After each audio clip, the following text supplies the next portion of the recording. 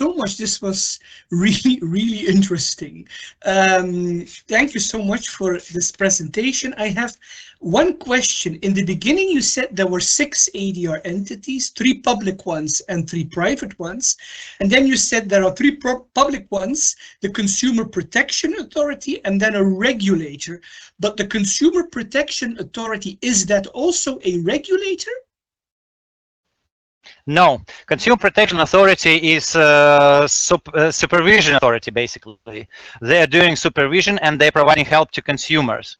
And ADR entity is separate from them. They're just a secretariat for ADR entity. But they are not the regulator in the consumer No. sector. Because no. in a lot of countries, Consumer Protection Authority is the regulator, and that's why I was a little bit confused. Okay. But it is a government body that is assisting consumers. Yeah, assisting consumers and ensures the supervision with regard to unfair commercial practices and different sectors. But basically, it's commercial practices or several different pieces of legislation, like package travels and so on, or financial services and so on. But it's not a regulator in a sense as an entity they cannot impose a fine if a company does something wrong. A trader does something wrong. They surely can. But okay, then we should define regulators. Then it's kind of a regulator. Yeah. Okay. To me, a regulator is an entity which can impose tariffs, which can approve tariffs, for specific sectors. Yeah, but also punishing a company that are traded. This is interesting. And what is also very interesting is your description of mandatory ADR, because in court proceedings you have judgments by default if one of the parties does not show up, and basically this is what you have.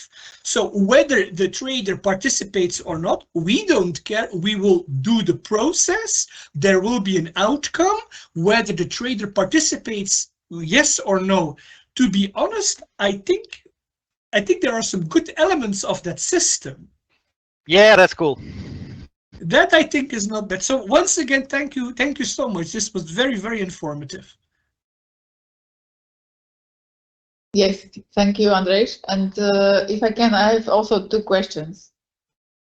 You said you have 6 different ADRs, but I would like to know, because in Slovakia we have mentioned previously that the one of the biggest problems is lack of information, the low awareness of consumers to deal their disputes through ADR system. So how is in your country?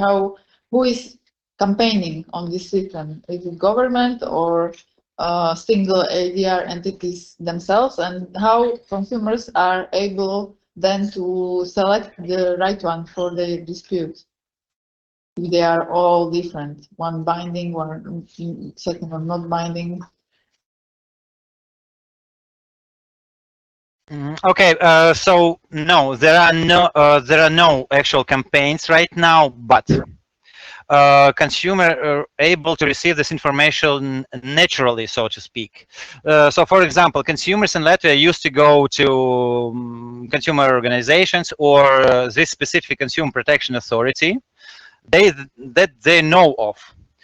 And as you can see, the process basically is constructed in such a way where consumer ends up inevitably in the hands of ADR entity, or the specific ADR entity, which is, I think, is very good. It makes things easier for consumers. But the other side of the coin is that other ADR entities, they don't benefit from the help, of Consumer Protection Authority or consumer organizations. Therefore, they are not campaigning, and really, not many consumers are really aware of them. But to be honest, with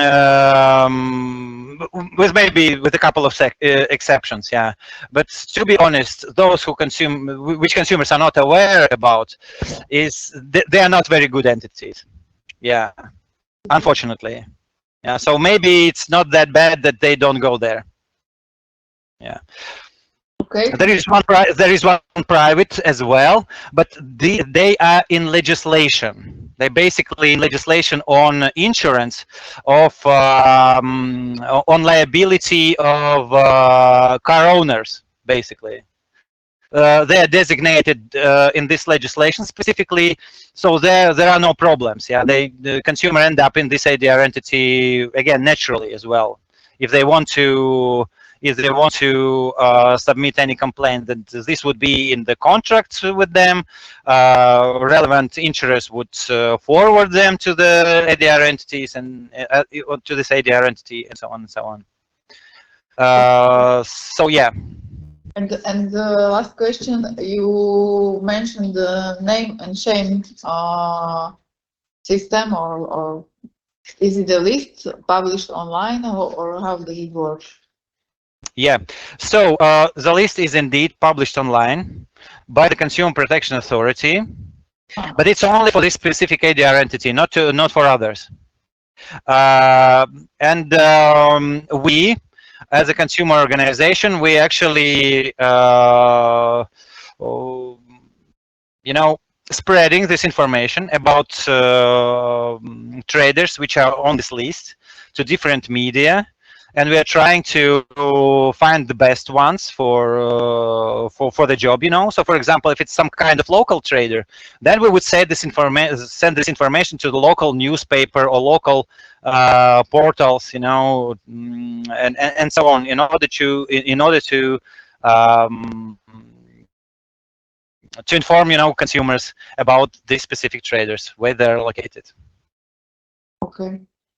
Thank you very much, Andrzej. This was really very interesting presentation for us, and we will definitely use your recommendations in our list of treatments which we are going to spread with our authorities.